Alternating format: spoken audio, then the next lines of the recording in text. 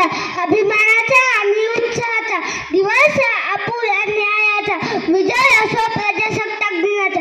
सन्माननीय व्यासपीठावर आदरणीय मान्यवर वंदनीय गुरुवर आणि माझ्या मित्रांनो, आज 26 जानेवारी आपला प्रजासत्ताक दिन, आपल्या सर्वांच्या आवडत्या राष्ट्रीय सणानिमित्त मी आपणास काही 4 शब्द सांगणार आहे. ते तुम्ही शांततेने ऐकून घ्यावे अशी मी नम्र विनंती करतो. सन 1950 पासून दरवर्षी हा दिवस आपण प्रजासत्ताक दिन म्हणून साजरा करतो.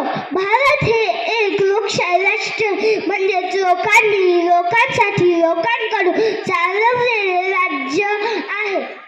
देशाला स्वातंत्र्य मिळाले आणि आपण ब्रिटिश राजवटीच्या गुलामी जोखडातून मुक्त झालो.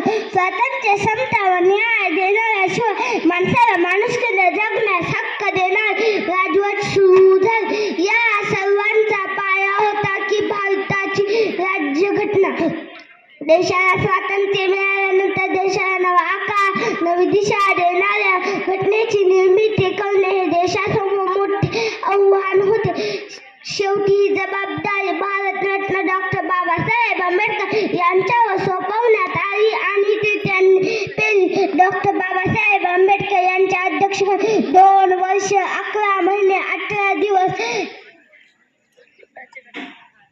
आज देशभरात जे उत्साहाचं वातावरण आहे ते कोणामुळे तर आपल्या वीर स्वातंत्र्य सैनिकांमुळे. स्वातंत्र्यवीरांना करूया शत प्रणाम.